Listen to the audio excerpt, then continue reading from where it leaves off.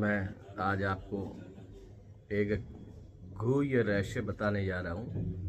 अगर आप माँ जगदम्बा की आराधना करते हैं और माँ दुर्गा की उपासना करते हैं तो दुर्गा सप्तशती का एक कवच का पाठ है, दुर्गा कवचम। आप उसको नियमित पाठ करते हैं तो उसके फल उस कवच में दिए हुए हैं कि उसके पाठ करने से क्या क्या फायदा होता है।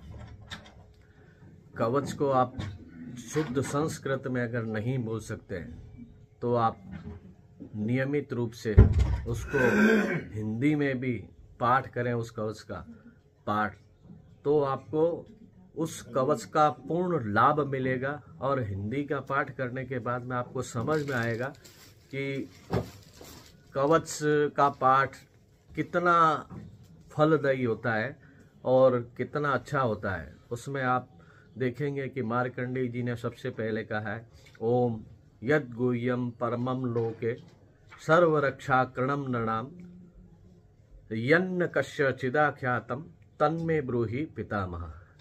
मार्कंडेय जी पितामह जी को कहते हैं। पितामह जी जो इस संसार में परम गोपनीय तथा मनुष्यों की सब प्रकार से रक्षा करने वाला है, और जो अब तक आपने दूसरे किसी आदमी के सामने प्रकट नहीं किया हो, ऐसा साधन मुझे बताइए। तो उन्होंने पितामह जी को कवच का उपदेश बताया था और कवच के बारे में उनको बताया था कि कवच का पाठ करने से क्या फायदा होता है, क्या उसका फल प्राप्त होता है, उससे क्या क्या चीजें आपको करने से, उसका नियमित पाठ करने से क्या क्या आपकी बाधाएं दूर हो सकती है। उसके बारे में एक श्लोक में आगे कहते हैं कि येस्तु भक्त्याम स्मृता नूनम तेषां वृद्धि प्रजायते ये त्वाम स्मरन्ति देवेशि रक्षसे तन्न संशयः। मार्कंडेय जी कहते हैं कि जिस मनुष्य ने भी भक्ति पूर्वक माँ जगदम्बा देवी का स्मरण किया था या उनको याद किया, उसका निश्चय ही अभ्युदय होता है। और जो तुम्हारा चिंतन करते हो उसकी तुम हमेशा निसंदेह रक्षा करती हो। देखिए उन्होंने कितनी सुंदर बात कही है कि कवच का पाठ करने से और माँ जगदम्बा की आराधना करने से, उसको याद करने मात्र से ही हमेशा जगदम्बा जो है वो उसकी रक्षा करती है, उस मनुष्य की।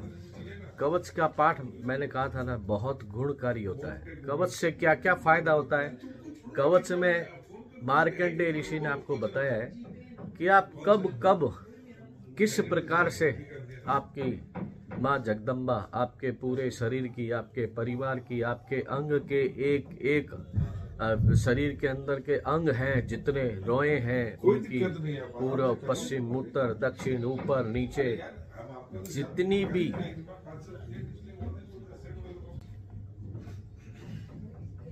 कवच के पाठ में उन्होंने बताया है कि जितनी भी दिशाएं हैं, शरीर के अंग हैं, शरीर का कौन सा अंग है, उस अंग की कौन कौन सी देवी है, वो उसकी रक्षा करती है, किस प्रकार से रक्षा करती है, सब चीजें वो देती है। और उसके बारे में कवच के अंदर कहते हुए उन्होंने कहा है, अभिचाराणि सर्वाणि मंत्र यंत्रादि भूतले भूचराः खेचरास्यैव जलजासोपदेशिका।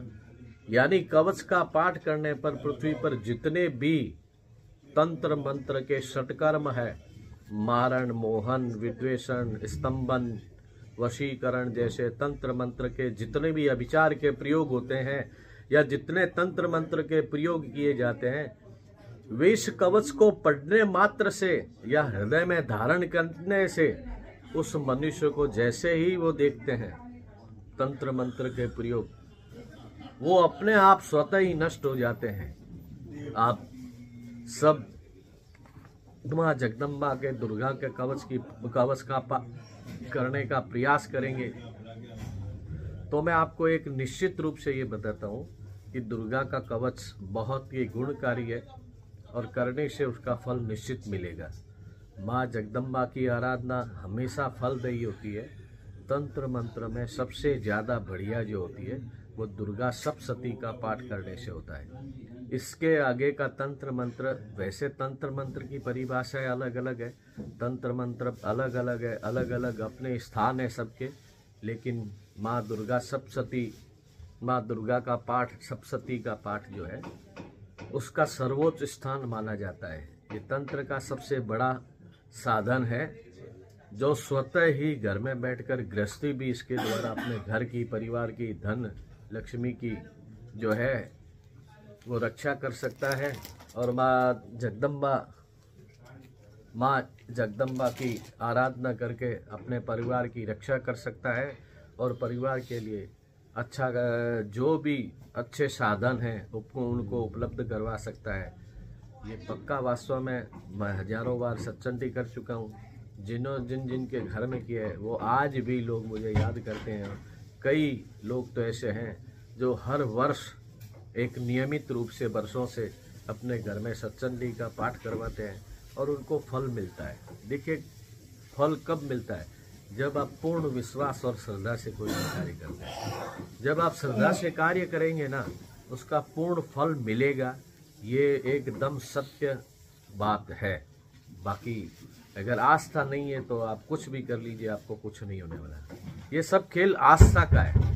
आस्था और विश्वास ही सबसे बड़ी चीज है। और आस्था विश्वास के साथ कोई भी कार्य किया जाए तो उसका फल नहीं मिले, ऐसा नहीं हो सकता। आप सभी नियमित रूप से माँ दुर्गा का कवच का पाठ करें और अपने परिवार की रक्षा करें, परिवारजनों की रक्षा करें, अपने घर की रक्षा करें, अपने घर के धन की रक्षा करें और सब प्रकार के कष्टों का निवारण करें। जय माता दी, जय श्री राम।